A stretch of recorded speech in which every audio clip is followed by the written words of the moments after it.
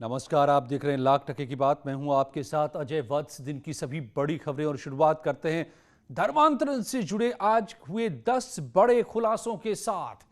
ADG law and order Prashant Kumar ने press conference कर धर्मांतरण के खेल और किस तरह से भारत में खेला जा रहा था इसका पूरा कच्चा चिट्ठा सामने रखा। दरअसल कतर कनाडा से ट्रस्ट के नाम पर पैसा आता था, इससे उमर गौतम अपने खाते में इसे ट्रांसफर कर लेता था, जिसे वो इस्लामिक दावा सेंटर में लोगों को ट्रेनिंग देता था। इसके बाद मूक बधिरों को निशाना बनाया जाता था। ये सब बातें उमर गौतम और जहांगीर से पूछताछ में सामने आई है। एटीएस ने दिल्ली, गुरुग्राम और महाराष्ट्र के बीड़ से आरोपी राहुल भोला, मुन्नू यादव और इरफान को गिरफ्तार किया। इरफान के कहने पर राहुल मूक बधिरों का ब्रेन वॉश करता था और इस्लामिक दावा सेंटर से धर्मांतरण का पूरा अभियान उमर गौतम और जहांगीर चला रहे थे। एडीजी ने आज एक नया कैरेक्टर बिलाल फिलिप का भी जिक्र किया।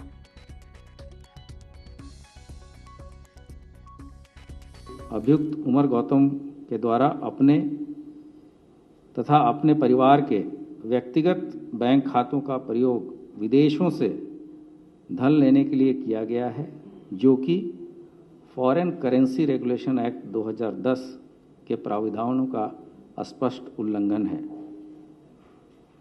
अभियुक्त उमर गौतम द्वारा फातिमा चैरिटेबल ट्रस्ट के खातों में आए धन को व्यक्तिगत रूप से उपयोग करने हेतु अपने परिवार के बैंक खातों में स्थानांतरित किया गया है तथा उमर गौतम द्वारा इस ट्रस्ट का न तो आज तक कोई ऑडिट कराया गया है और न ही कोई इनकम टैक्स रिटर्न दाखिल किया गया है। इरफान ही साइन लैंग्वेज के माध्यम से मूक बधिर बच्चों को उनके मूल धर्म की बुराइयां बताता था और इस्लाम की अच्छाइयां। इसके बाद इस्लाम में उन्हें कन्वर्ट करा के जहांगीर के माध्यम से धर्म परिवर्तन का सर्टिफिकेट भी दिलवाता था इरफान शेख। वहीं राहुल भोला खुद मूक बधिर है और साइन लैंग्वेज के माध्यम से मूक बधिर बच्चों को इस्लाम में कन्वर्ट कराता था। मन्नू यादव भी इस्लाम अपनाकर अब्दुल मन्नान बना। एक बार अपने घर की मूर्तियां भी तोड़ चुका है और मूक बधिर बच्चों को इस्लाम अपनाने के लिए प्रेरित करता है। कैमरामैन अनिल के साथ ऋषभ मणि त्रिपाठी, न्यूज़ 18, लखनऊ। कश्मीर घाटी में सिख लड़कियों के जबरन धर्मांतरण के आरोपों के बाद सिख समाज का गुस्सा फूट पड़ा है।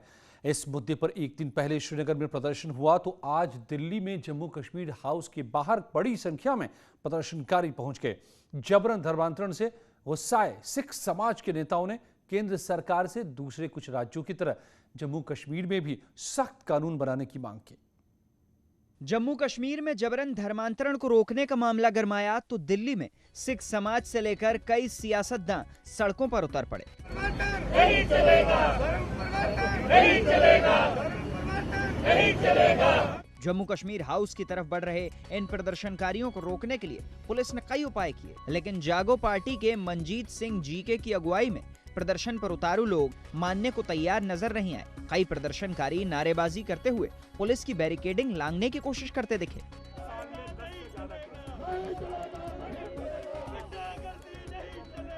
प्रदर्शनकारियों ने जम्मू कश्मीर में अल्पसंख्यकों खासकर सिखों की हालत पर दुख जताया और जबरन धर्मांतरण पर स्थानीय लोगों की चुप्पी पर सवाल खड़े किए। ये 2 साल पहले भी ऐसा इश्यू हुआ था। यूनिवर्सिटी में बच्ची पढ़ती थी, उस बच्ची को उसके साथियों ने गला दबा के जबरदस्ती उसको इस्लाम कबूल कराने की कोशिश की, लेकिन उस बच्ची ने नहीं किया। मैं समझता हूँ कि ये जो एथनिक क्लेंसिंग वहाँ चल रही है, वहाँ पे मिनोरिटीज के साथ जो धक्का हो रहा है, और अगर जम्मू कश्मीर की बच्चियां जो हैं वो पूरे हिंदुस्तान में फैली थी, सिख भाई उनको उनके घरों तक छोड़ के आए थे, वहाँ के मौलाना क्यों नहीं बोल रहे? मौके पर मौजूद सुरक्षा बल के जवानों ने प्रदर्शनकारियों को आगे बढ़ने से रोक दिया तो मनजीत सिंह जीके के नेतृत्व में एक प्रतिनिधिमंडल ने जम्मू कश्मीर हाउस में रेजिडेंट कमिश्नर से मुलाकात की और उन्हें अपना ज्ञापन सौंपा। बताया गया कि बीते शनिवार को जम्मू कश्मीर में 2 सिख लड़कियों का बंदूक के बल पर अपहरण कर लिया गया। बड़गाम में 18 साल की जिस लड़की का अपहरण किया गया उसकी दिमागी हालत ठीक नहीं बताई जा रही। आरोप है कि लड़की को लालच देकर फंसाया गया और फिर जबरन धर्मांतरण के बाद उसकी शादी करा दी गई। इसी तरह की एक और घटना महजूर नगर में भी हुई। लेकिन दबाव लाकर, उनको प्रलोभन देकर, दादागिरी करके, गुंडागिरी करके इसी तरह का धर्मांतर अगर होता है तो इसका कड़ा विरोध करने की भूमिका हमारी है। और ऐसे तो धर्मांतरण को मतलब अधिकृत कानूनी मान्यता नहीं देनी चाहिए और ऐसा तो धर्मांतरण करने वालों पर कठोर कार्रवाई होनी चाहिए, ऐसा मुझे लगता है। जबरन धर्मांतरण की खबर जैसे ही फैली, अकाली दल के नेता मनजिंदर सिंह सिरसा श्रीनगर पहुंच गए। सिरसा ने श्रीनगर में सिख समुदाय के लोगों के साथ सड़कों पर उतरकर प्रदर्शन किया। ये जबरन निकाह किया गया है, जबरन धर्म परिवर्तन किया गया है, ये उन लोगों ये लव जहाद है।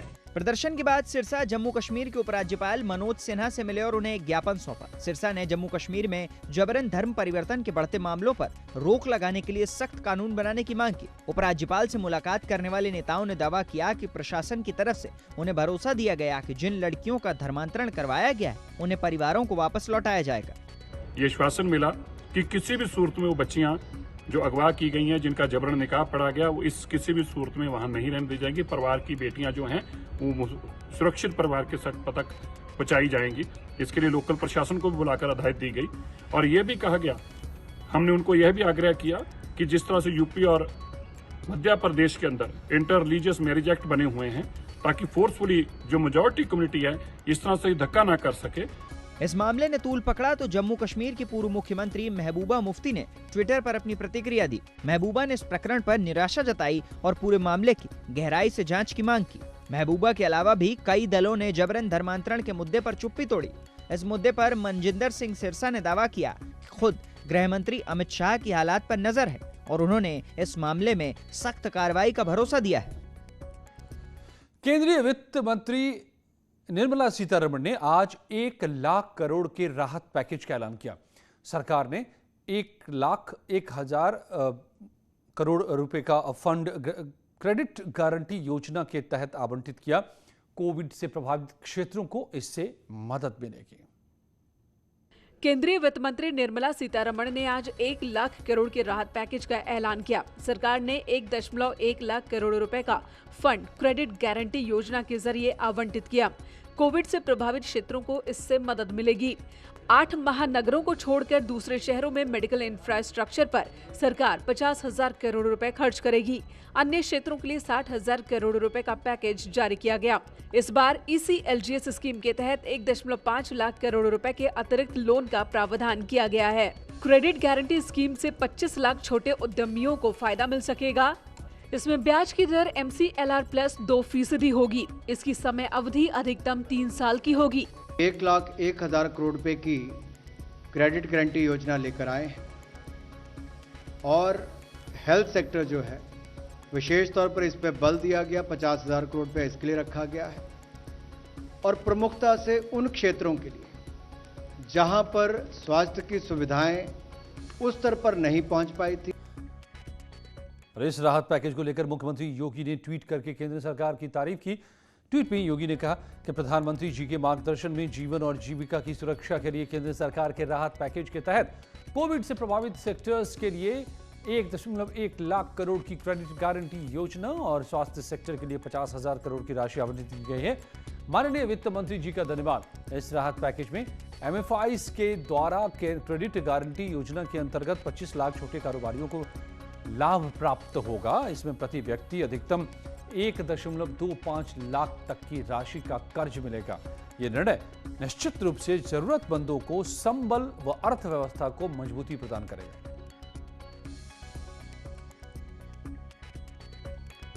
इस बीच एक बड़ी खबर आ रही है। यूपी के DGP के चयन को लेकर कल अहम बैठक होने जा रही है। नई दिल्ली में होने वाली इस बैठक में UPSC के साथ यूपी के चीफ सेक्रेटरी और DGP शामिल होंगे। कल की बैठक में DGP के लिए नाम फाइनल होंगे, जिसमें UPSC यूपी सरकार को भेजेगा और इसके बाद नए DGP का ऐलान किया जाएगा। बता दें कि यूपी के DGP HC अवस्थी 30 जून को रिटायर हो रहे हैं।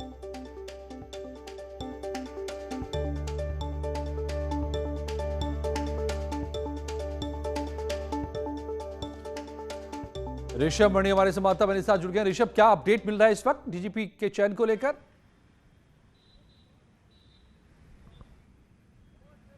अजय, देखिए कल बहुत ही महत्वपूर्ण बैठक होने वाली है। UPSC को यहाँ से उन सारे IPS अफसरों के नाम भेज दिए गए हैं जो 30 साल की सर्विस पूरी कर चुके हैं और कल UPSC के साथ एक अहम बैठक होगी जिसमें उत्तर प्रदेश के चीफ सेक्रेटरी RK तिवारी और डीजीपी एचसी अवस्थी शामिल होंगे। ये माना जा रहा है इसी बैठक में चर्चा होगी कि सरकार की इच्छा क्या है और यूपीएससी के जो नॉर्म्स हैं वो क्या हैं। तो यूपीएससी के नॉर्म्स और सरकार की इच्छा के बीच में एक ऐसा रास्ता ज़रूर निकाला जाएगा, जब तमाम खिड़कियां दरवाजे बंद हो जाएंगे तो एक रोशनदान ज़रूर खोला जाएगा कि आखिरकार सरकार की इच्छा क्या है, कौन बने यूपी का अगला डीजीपी। चूँकि 2022 अगला साल उत्तर प्रदेश में विधानसभा चुनाव होने वाले हैं, तो जाहिर सी बात है सिर्फ सीनियरिटी लिस्ट या यूपीएससी के नॉर्म्स को एक थंब रूल की तरह फॉलो करके यूपी का अगला डीजीपी नहीं बनेगा। कहीं ना कहीं उसमें जो पॉलिटिकल इच्छा है, जो यहाँ पर सत्ताधारी दल है उनकी इच्छा है, उसको भी शामिल ज़रूर किया जाएगा। तो मान के चलिए सीनियरिटी लिस्ट की जो अभी तक हमारे सूत्र बता रहे हैं कि 5 नामों पर चर्चा होनी है, जिसमें मुकुल गोयल हैं 87 बैच के, जो इस वक्त एडीजी हैं बीएसएफ में नई दिल्ली में तैनात हैं।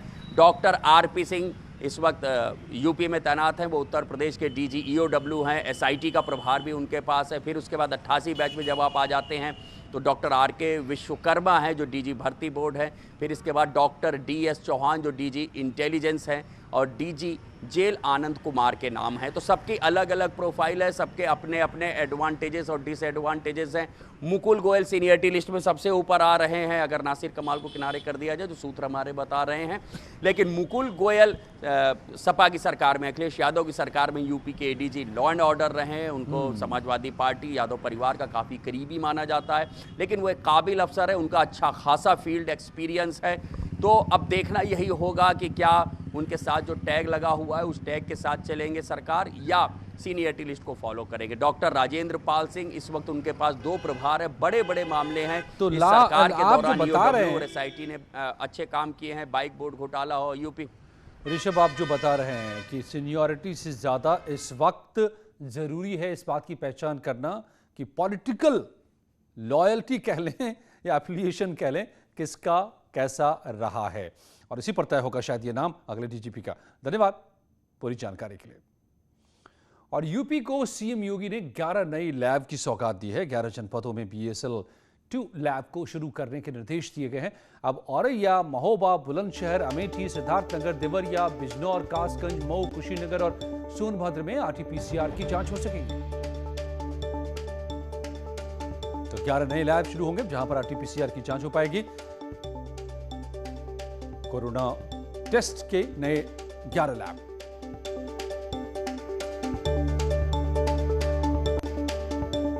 इस बीच भारत दुनिया में कोरोना वैक्सीन की सबसे ज्यादा डोज लगाने वाला देश बन गया है। भारत ने कोरोना टीकाकरण के मामले में अमेरिका को भी पीछे छोड़ दिया है। ग्लोबल वैक्सीन ट्रैकर के ताजा आंकड़ों के मुताबिक भारत में अभी तक कोरोना वैक्सीन की 32,36,63,297 डोज लगाई जा चुकी है, जबकि अमेरिका में 32,33,27,328 डोजेज लगी।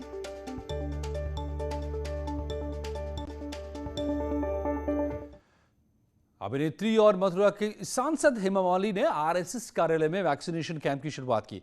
इस दौरान वैक्सीनेशन कैंप में आए लोगों में वैक्सीन लगवाने के दौरान हेमा मालिनी के साथ सेल्फी लेने की भी होड़ लगती दिखी। हेमा ने सभी देशवासियों से वैक्सीन लगवाने की अपील की है ताकि कोरोना की तीसरी लहर को मुंहतोड़ जवाब दिया जा सके। कहते हैं कि पूरा देशवासी ले लेंगे तो 3rd वेव आने का कोई चांस ही नहीं। अगर आया तो भी ऐसा लगेगा कुछ सर्दी जुकाम आके निकल गया, लेकिन कोई लोग इतने भयानक नहीं होगा, मरने जैसा स्थिति नहीं होगी। इसके लिए सबको 2 वैक्सीन जो बोला हुआ है मोदी जी ने, योगी जी ने, वो सबको लेना चाहिए। प्रयागराज से बड़ी खबर आ रही है। साइबर ठगी के मामलों पर हाई कोर्ट का संज्ञान। पुलिस कार्रवाई से हाई कोर्ट असंतुष्ट। कोर्ट ने मांगा व्यक्तिगत हलफनामा। 1 साल में साइबर अपराधों पर कार्रवाई का ब्यौरा हाई कोर्ट ने मांगा है। साइबर ठगी नियंत्रण पर पुलिस गंभीर नहीं, यह भी हाई कोर्ट ने कहा है। लगातार बढ़ते साइबर क्राइम को लेकर हाई कोर्ट की नाराजगी। पुलिस से मांगा ब्यौरा। 1 साल में क्या कार्रवाई की पुलिस ने, क्या कदम उठाए। जो अब तक कार्रवाई किए उससे असंतुष्ट नजर आया हाई कोर्ट।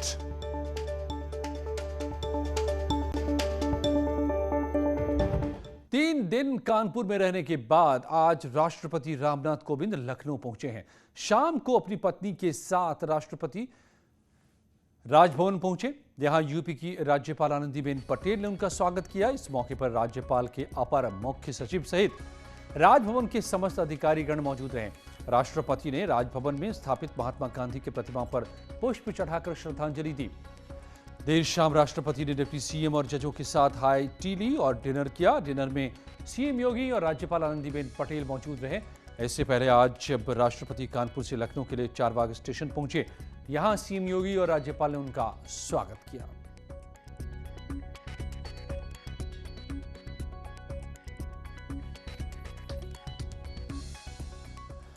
चीन की गर्दन तक आसानी से पहुंचने के लिए भारत सरकार भी बेहद तेजी के साथ एलएसी पर सड़कों और पुलों के प्रोजेक्ट को पूरा करने में जुटी है। और इसी कड़ी में देश के रक्षा मंत्री राजनाथ सिंह ने लद्दाख से लेकर उत्तराखंड में बीआरओ की कई योजनाओं का वर्चुअल उद्घाटन किया।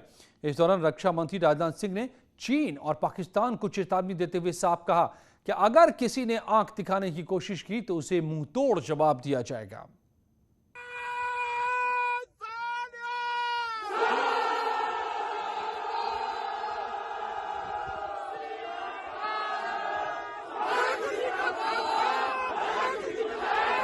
लद्दाख में देश के रक्षा मंत्री के साथ ये उन जवानों की हुंकार है जो चीन और पाकिस्तान जैसे देशों को पल भर में धूल चटाने का माद्दा रखते हैं।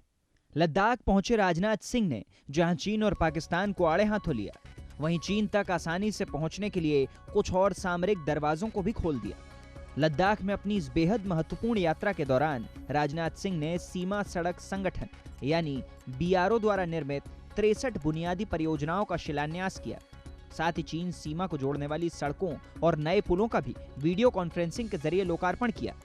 आज 63 ब्रिजेज और रोड्स इनका लोकार्पण हो रहा है, सब मिला जुलाकर 75 यानी जब हम आजादी के 75वें वर्ष में प्रवेश कर रहे हैं तो बॉर्डर रोड ऑर्गेनाइजेशन ने यह फैसला किया कि हम 75 ऐसे कार्यों का जिनका हमने निर्माण किया है हम इस राष्ट्र को समर्पित करेंगे।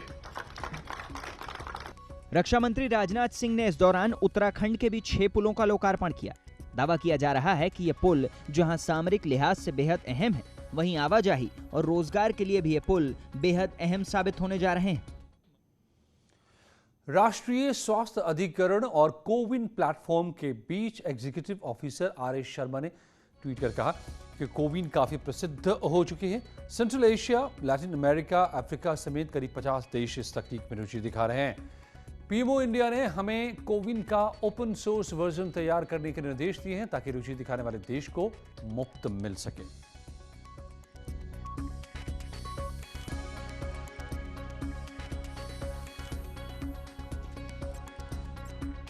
तो कोविन के जरिए जिस तरह से वैक्सीनेशन के ड्राइव को, टीकाकरण के अभियान को आगे बढ़ाया जा रहा है, इसमें दुनिया के कई देश दिलचस्पी ले रहे हैं, इसका इस्तेमाल करना चाहते हैं।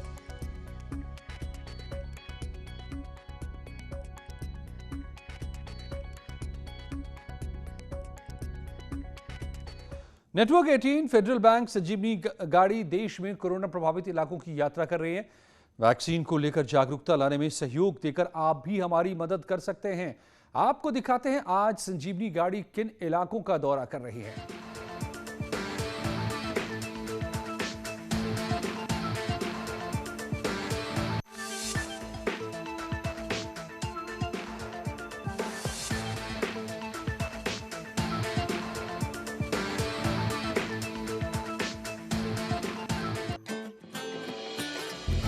लगा वो जरा टीका लगा, जब अपनी बारी आए टीका लगा। हो ये जो ढाल सी है वो कमाल सी है, संजीवनी आई यहाँ।